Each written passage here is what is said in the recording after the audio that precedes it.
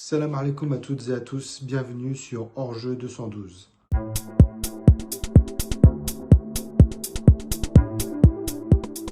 Aujourd'hui, nous vous proposons une nouvelle vidéo qui viendra expliquer plusieurs nouvelles informations qui nous ont été distillées sur la presse ou alors sur les réseaux sociaux. Notamment, la première sera l'intervention qu'a pu faire Romain Molina sur la chaîne algérienne Al24 News. Alors, il dit énormément de choses, vous le savez très bien, on ne va pas revenir sur chaque chose, parce qu'en fait, on a déjà expliqué, débunké certains de ses propos. Après, il y a pas mal de choses qui ont été dites sans vraiment apporter de preuves, encore une fois, à part des oui-dire ou des sources, etc. à l'intérieur. Compliqué, c'est toujours compliqué de donner ce genre d'informations, pardon, parce que c'est juste basé sur sa parole à lui. Alors certes, il a une petite notoriété, il commence à avoir pignon sur rue parce qu'il a fait quelques informations, investigations par le passé qui étaient plutôt pertinentes et intéressantes. Maintenant, sur ce sujet-là, sur le sujet qui nous intéresse, c'est sur le volet économique. Il nous affirme que le Maroc n'a pas gagné autant d'argent qu'il n'espérait. Alors, c'est ce que lui estime, par rapport à quoi, je ne sais pas. Mais nous, on va revenir sur les chiffres. Les chiffres, on a contacté pour ça le ministère des Finances, plusieurs sources au sein donc, de ce ministère, mais aussi au sein de la fédération, afin de pouvoir justement recouper toutes les informations. Et donc, même si la Coupe d'Afrique des Nations n'a pas été simplement footballistique pour le Maroc, forcément, il y a toujours un volet économique pour le pays qui reçoit. Et si on parle chiffres, donc la CAN a généré à elle seule plus d'1,5 milliard de retombées économiques directes pour le Maroc. Quand on dit des retombées directes, c'est que derrière, il y a plein de choses qui peuvent être générées, mais de manière indirecte, tout ce qui est vraiment ceux qui viennent pour la CAN, mais qui vont faire des voyages, des excursions, mais qui n'ont rien à voir avec la CAN à proprement dite, c'est des retombées indirectes. Là, donc on peut dire que le tourisme exprès pour la CAN, l'hôtellerie, la restauration, les transports, le sponsoring et les droits télé. Tout ça, toute cette économie a été rythmée donc par la compétition. Il faut bien comprendre que ce laps de temps d'un mois et demi, on va dire, de cette CAN a eu un impact réel et concret sur l'économie du pays, mais aussi sur son PIB. Donc il y a tout un tas de secteurs qui a profité de cette compétition, et ça va beaucoup plus loin. Parce que quand on dit sur ce genre d'événements, il y a tout un contexte économique et macroéconomique qu'il faut prendre en considération. Donc chaque euro investi pour le Maroc, à ce moment-là pour la CAN, c'est presque 1,8 € de valeur économique. C'est technique, c'est on va dire un peu particulier, mais c'est un vrai coup d'accélérateur pour la croissance marocaine. Donc c'est là qu'il faut voir aussi les choses. Oui, on peut peut-être dire que le Maroc a investi énormément d'argent, que certains pourraient, et on le comprend, dire que cet argent aurait pu être injecté ailleurs. C'est vrai, c'est un choix économique que le Maroc a fait. Maintenant, il faut se dire que c'est un investissement, ce n'est pas juste à fond perdu. Parce qu'en fait, là-dedans encore, sur le gain majeur qu'on peut encore chiffrer, c'est l'emploi. L'emploi, la CAN, je lis avec vous, c'est environ 100 000 emplois créés, directs et indirects. Donc, dans le tourisme, la sécurité, l'événementiel, le transport, le BTP, tous ces emplois ont été immédiats et c'est des compétences durables après la CAN. Notamment parce qu'on sait que derrière, il y a la Coupe du Monde qui arrive, la Coupe du Monde 2030, mais sûrement la Coupe du Monde des clubs aussi avant. On ne va pas parler de la CAN 2028 qui pourrait potentiellement l'être, même si aujourd'hui, je ne sais pas s'il faut vraiment se coltiner, j'oserais dire encore, cet événement. Mais en tout cas, voilà, il y a tout un tas d'expériences qui a été gagnée et glanée par rapport à cet événement qui va nous servir pour les événements futurs. Notamment parce que le Maroc a gagné aussi en crédibilité grâce à cet événement. Quoi qu'on en dise, beaucoup estiment que non, mais si. C'est vraiment quelque chose qui a été relaté par le monde entier. Je ne parle pas de l'Afrique, je parle vraiment des pays émergents, des superpuissances, etc. Donc les États-Unis, la France, l'Espagne, le Japon. l'Angleterre, tous ont salué cet événement comme vraiment réussi et abouti, que ce soit en matière de sécurité, en matière d'infrastructure, en matière de logement, en matière de stade, etc. Et justement, pour revenir sur les infrastructures, donc tout ce qui a été fait pour cette édition de 2025 de la CAN, c'est donc les stades qui ont été rénovés en grande partie, quasiment déjà tous finis, même si on sait que certains vont encore être réaméliorés en vue de la Coupe du Monde. Pardon. Mais justement, tout ça, c'est des infrastructures qu'on pérennise.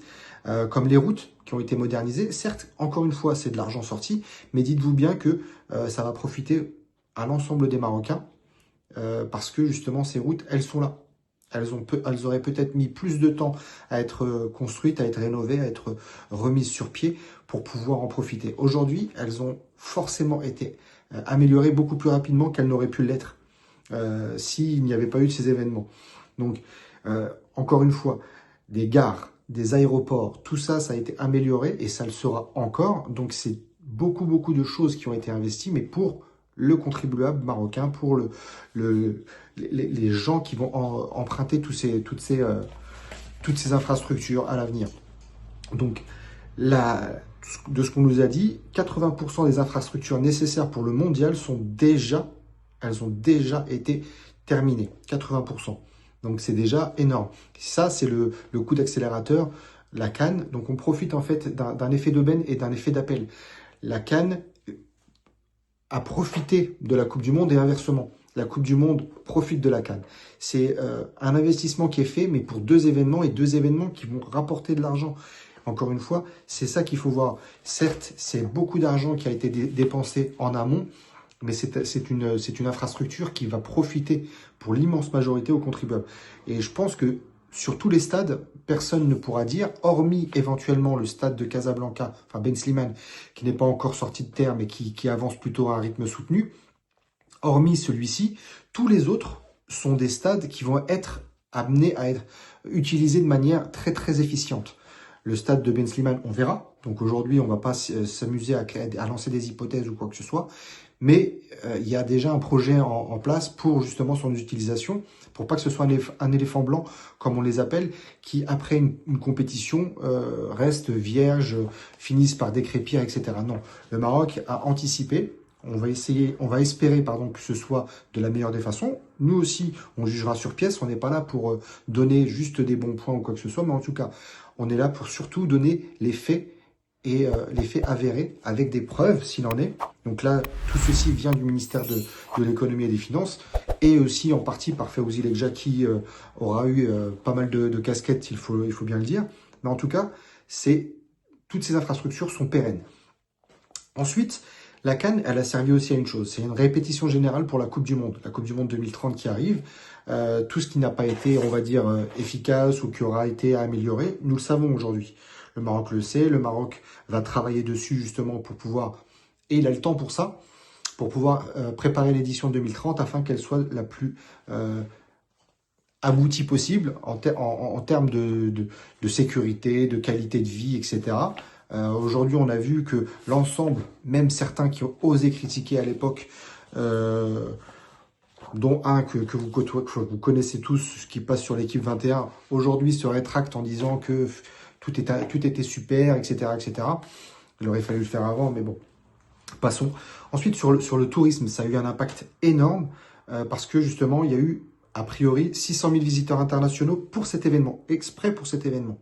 On peut les recenser justement grâce à l'application qui a été mise en place par le Maroc et qui justement permet de recenser le nombre de personnes qui ont pu poser le pied au Maroc justement pour cet événement. Donc tout ça, c'est vraiment quelque chose qu'il faut prendre en considération. Alors oui, la CAN 2025, elle a coûté au Maroc, mais elle a rapporté plus qu'elle n'a coûté. Donc on peut se dire qu'en termes d'argent, d'emploi, d'infrastructure et de crédibilité internationale, comme je vous le disais tout à l'heure, tout ceci a été vraiment utile. Donc il ne faut pas se dire, en regardant juste le prisme de ce qui a été sorti par le Maroc. Oui, mais on n'a rien sans rien. Il faut toujours sortir avant de recevoir. Et donc le Maroc a choisi ce pari-là, un pari réussi à ce niveau-là. on ne parle pas du sportif là. C'est vrai qu'on parle vraiment de remettre les choses dans leur contexte. Si Roma Molina n'avait pas encore sorti cette diatribe sur cette chaîne algérienne, on aurait été forcément contraint, enfin moins contraint de réagir sur ça. Même si c'est toujours intéressant d'avoir ces données-là, parce que je pense que l'ensemble des Marocains de par le monde et au Maroc peuvent se poser cette question-là. Donc, c'est une édition qui a été extrêmement rentable, vous l'avez vu. On a eu pas mal justement, grâce à cette édition et à la qualité de cette édition, beaucoup de sponsors, comme je vous l'avais dit dans une vidéo précédente, beaucoup de sponsors sont arrivés de manière vraiment importante. Et certains d'entre eux, malheureusement, se posent la question aujourd'hui de continuer par rapport à l'image qu'il y a eu en finale, certes. Mais le Maroc, lui, ne perd pas en crédibilité parce que justement, il a su leur donner des gages de confiance. Maintenant, on passe à la Coupe du Monde 2030. C'est une transition toute faite puisque les infrastructures qu'on a pu voir, la répétition générale, nous sert à nous. Mais malheureusement, elle a servi aussi à un certain président de fédération. Vous avez pu écouter les déclarations du président de la fédération espagnole qui a profité de cet événement, lui aussi, pour tirer la couverture vers lui. Donc le président de la fédération espagnole affirme avec conviction que la finale de la Coupe du Monde 2030 se déroulera en Espagne.